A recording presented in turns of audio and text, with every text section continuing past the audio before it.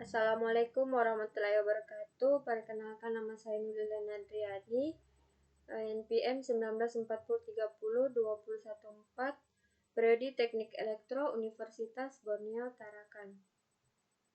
Baiklah, di sini saya akan menjelaskan mengenai implementasi jaringan saraf tiruan untuk mengendalikan lampu sen pada sepeda motor.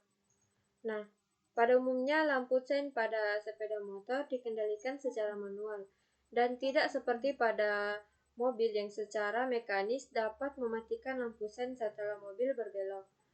Lampu sen pada sepeda motor sering terlihat masih hidup meskipun sepeda motor sudah berbelok.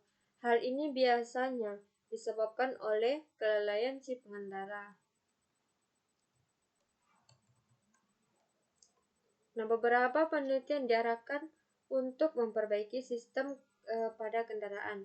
Ada juga yang dilakukan secara infrastruktur dan beberapa yang lain melakukan penelitian pada alat tambahan.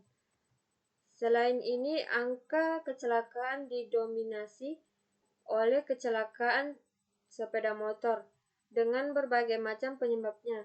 Salah satunya yang menjadi penyebab kecelakaan adalah human error.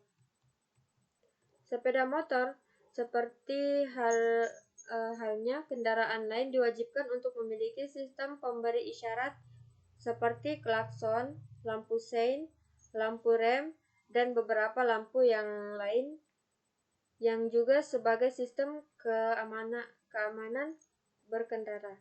Nah, ini ada contoh posisi saklar, lampu sein, dan sistem kelistrikan lainnya yang ada pada satu tipe sepeda motor. Nah, di sini kita dapat lihat contoh posisi saklarnya. Dan selanjutnya, lampu memberi isyarat tanda belok atau lebih dikenal dengan lampu sein merupakan isyarat yang penting bagi pengendara sebuah kendaraan jika ingin melakukan aksi berbelok. Sering terjadi kecelakaan ketika pengendara lupa menghidupkan lampu isyarat ini ketika ingin berbelok. Namun, tak jarang pula kecelakaan terjadi karena pengendara lupa mematikan lampu seinnya. Khusus pada kasus kedua, ini sering terjadi pada pengendara sepeda motor. Hal ini dikarenakan sistem pengendalian lampu sein pada sepeda motor masih dilakukan secara manual di handle pengemudi. Tidak seperti pada mobil yang dapat dinonaktifkan secara otomatis melakukan mekanisme rotasi pengemudi.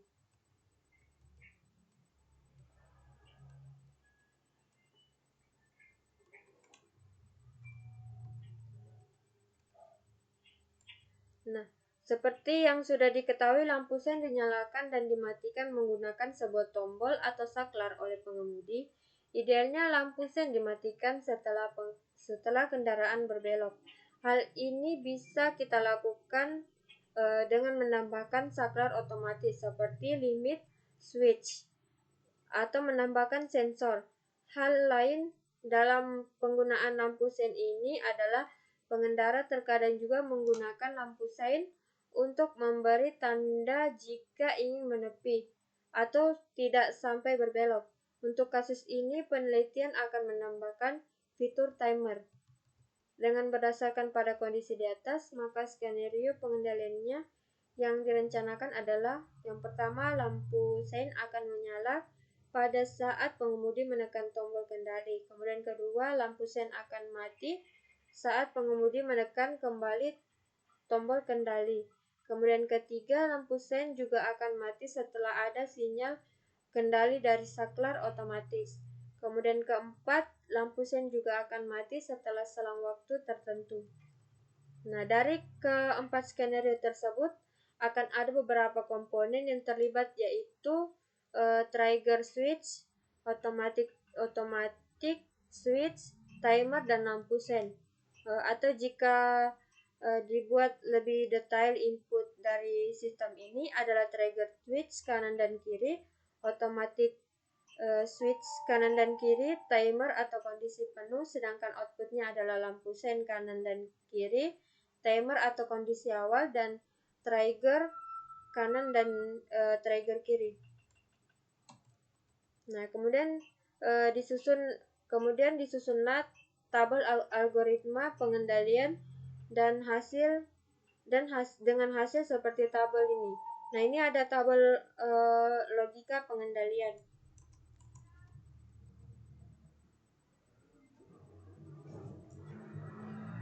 Tabel 1, tabel logika pengendalian.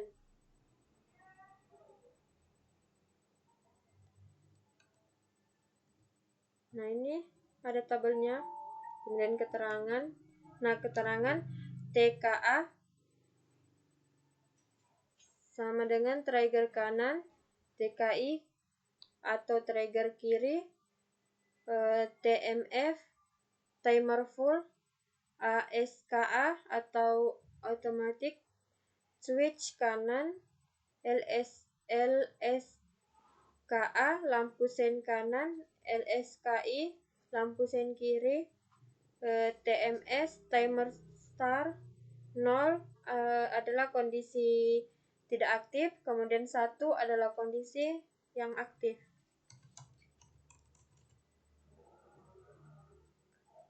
Jaringan saraf tiruan backpropagation.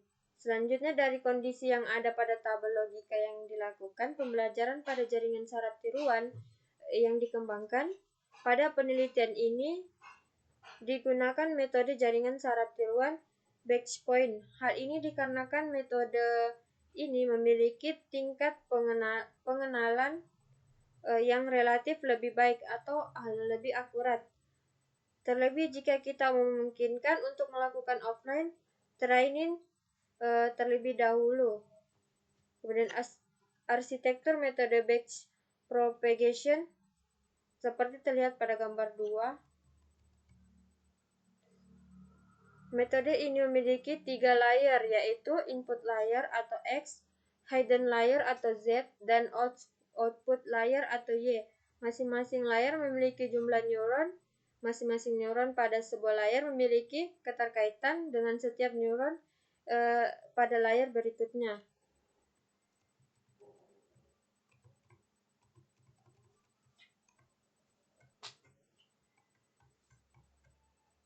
Secara kesalahan ini semakin tinggi OPCH-nya, maka nilainya akan semakin kecil. Dengan MATLAB, hal ini bisa ditunjukkan pada gambar 4.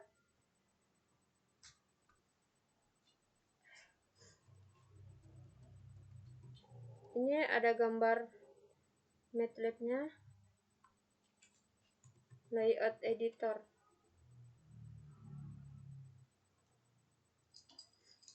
Nah, ini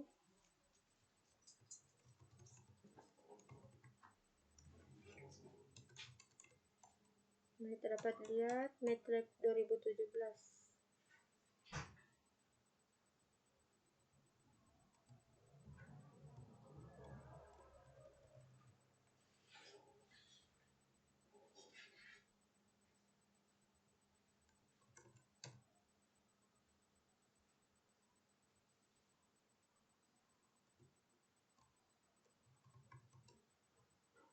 Nah, kemudian ini contoh grafik error pada setiap EPOCH dengan perulangan sebanyak 1000 EPOCH dan 500 EPOCH proses training dengan jumlah 5 neuron pada satu hidden layer. Nah, ini ada gambar grafiknya.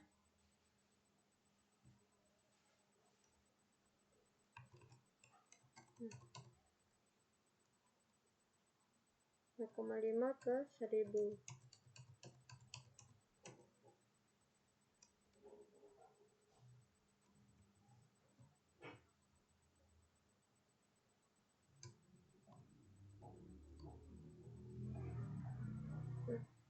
Hasil dan pembahasan. Hasil seperti sudah disebutkan sebelumnya, variasi penelitian dilakukan pada jumlah EPOCH learning dan jumlah hidden layer. Jumlah EPOCH adalah 100, 500, dan 1000, sedangkan jumlah neuron pada hidden layer adalah 5, 3, 2, dan 1. Pada masing-masing variasi tersebut akan diambil data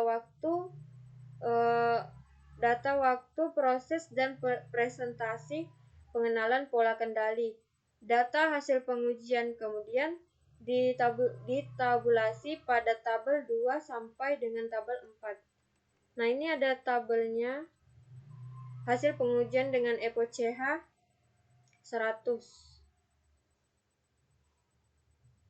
Hidden layer 5, hidden layer 3, hidden layer 2, dan hidden layer 1. Nah, ini rata-ratanya 0,071, kemudian hidden layer 3 0,054,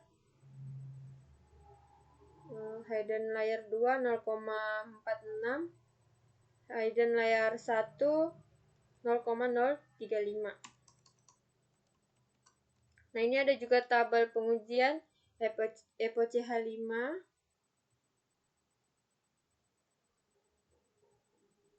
Kemudian ada tabel hasil pengujian EPOCH 1000.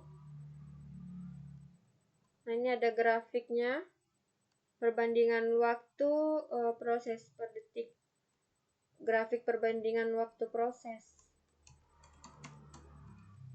Nah, ini perbandingan presentase pengenalan pola pengendali.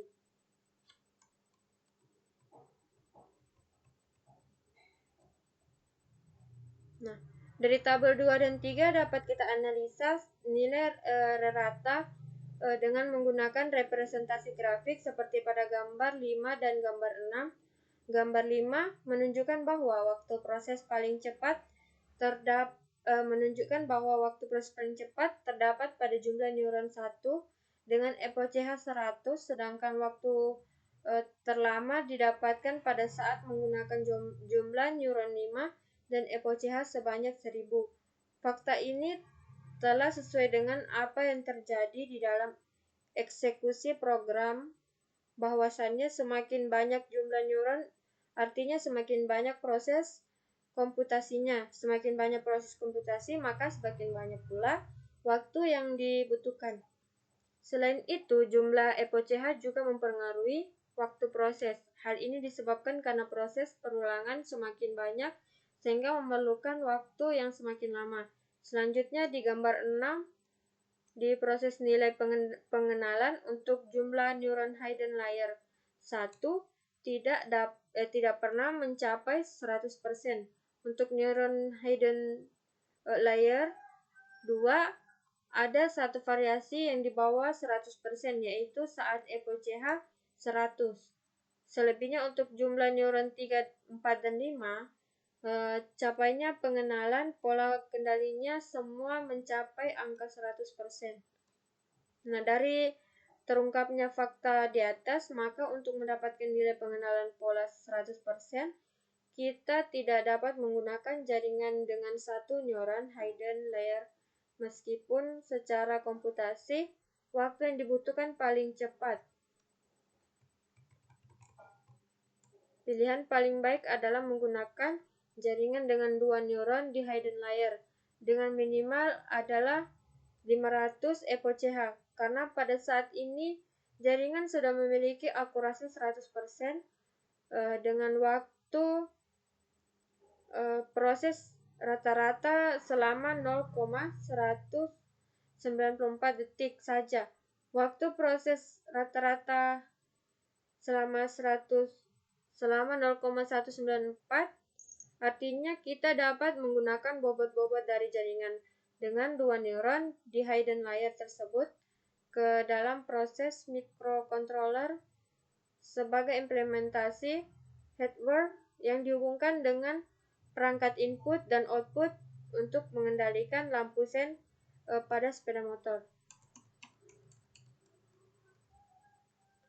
Selanjutnya kesimpulan. Kesimpulan dalam penelitian ini bahwa secara simulasi jaringan saraf tiruan batch propagation dapat digunakan untuk mendesain sebuah logika kontrol dalam mengendalikan lampu sein pada sepeda motor. Dari penelitian ini juga terungkap bahwa untuk mendapatkan proses pengendalian yang sempurna 100% dan waktu yang paling singkat, maka setidaknya diperlukan 2 neuron pada lapisan hidden layer. Saran penelitian berikutnya adalah untuk melakukan aplikasi hardware sistem pengendalian lampu sen pada sepeda motor ini dengan mengambil logika kontrol dan bobot-bobot yang diperoleh dari proses learning jaringan. Mungkin itu saja yang dapat saya jelaskan. Kurang dan lebihnya mohon dimaafkan. Wassalamualaikum warahmatullahi wabarakatuh.